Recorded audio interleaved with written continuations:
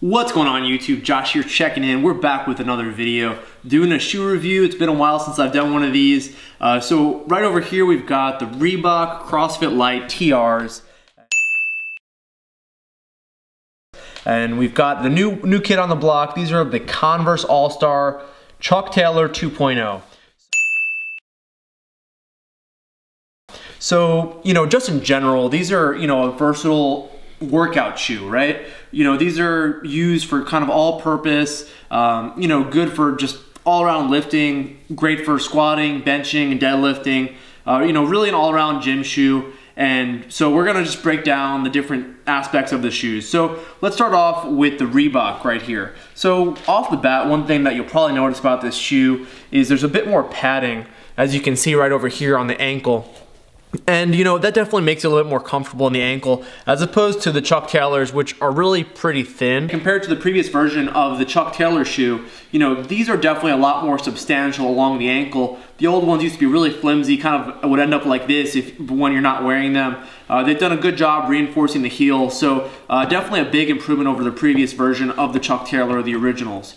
So just some other basic things. Both of these shoes have a pretty thin tongue. As you can see, it's pretty thin right over here, as well as with the Converse shoe. One thing that I really like about the Converse is actually the interior. So I think it's pretty slick looking, first off, that you have this sort of very unique color as the interior of the shoe. Another thing is this material is really breathable and definitely allows you to sweat in the shoe and you're still very comfortable. Whereas the whereas the Reebok shoe can end up getting kind of sweaty inside, a little bit less comfortable, especially if you're training in the heat.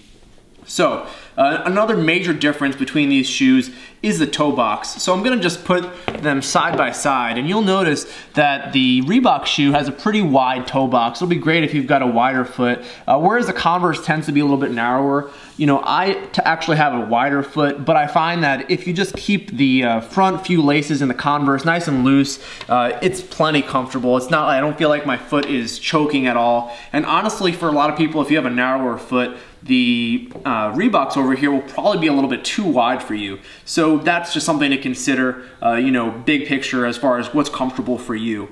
Another thing that's kind of more so aesthetics, you have these kind of unique laces here on the Converse 2.0. They're pretty cool. They're kind of this circular lace. They're pretty easy to tie, although they do require you to pretty much double knot them, otherwise they're really easy to come out. Whereas, the Reeboks just have a standard lace there, nothing too special.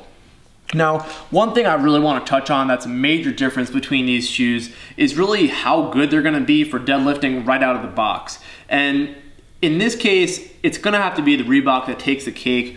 The reason for this is when you're deadlifting, you really want to be close to the ground. You want to not have a whole lot of cushion. And so the insole on this foot obviously has a lot of wear. I've had these for about a year and a half, but they're pretty thin. That's what I want to demonstrate here, that there's not a whole lot that you're going to, between you and the bottom of the shoe.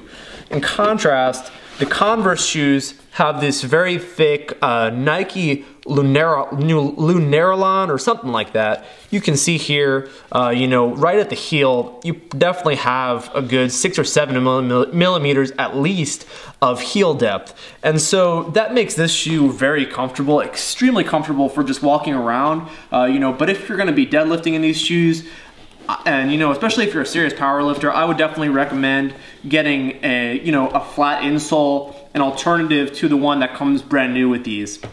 Now, one other thing I want to talk about is durability. I've had these shoes for a bit over a year, close to a year and a half. I've had these for about 3 months, so it's a little bit hard to compare them. Although I've actually had 2 pairs of the Reeboks. And the issue I've had with both pairs is actually the front of the shoe. You'll notice it came apart at the bottom sole there. And that happened on both pairs of shoes. I replaced them. And you can see on the left, it's starting to peel off a little bit there. It's really not the best build quality. So far, I've been really pleased with the quality of these, although, we'll have to wait for the test of time. A few more differences just to finish up the review. You'll notice the bottom of these These are the Reeboks over here and the Converse. The Converse have the sort of traditional pattern, and these Reeboks have this design that theoretically should help you grip a little bit more and provide some more lateral stability over here. Although quite frankly, I really can't notice a significant difference. Now, before we finish up, I just want to give you my final thoughts as far as how these guys look. Now, this is a classic shoe, you know, it doesn't look bad by any stretch of the imagination. I think it looks pretty cool. Although, you know, the Converse is definitely the original classic look, and I really like what they've done with the 2.0. They've really retained a lot of the original sort of unique design, but they've also added a lot of unique features as well. You know, like you have this cross stitching in the back, these cool laces, and the sort of contrasting colors on the interior. I think a combination of those features make the Converse a really neat shoe, you know, even though it's sort of like a redesign of a shoe that's been around for a long time.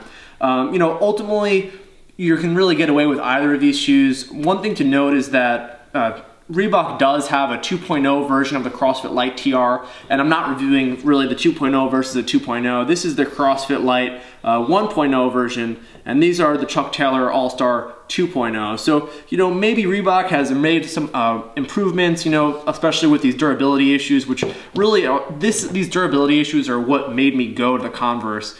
Ultimately, the decision's up to you. I'll put links in the description box below as far as where you guys can get this stuff. You know, that's pretty much it. I hope you guys enjoyed the video. Be sure to like the video, give it a thumbs up, and post your questions and your comments below, and I'll be sure to get back to you guys. I'll catch you guys in the next video.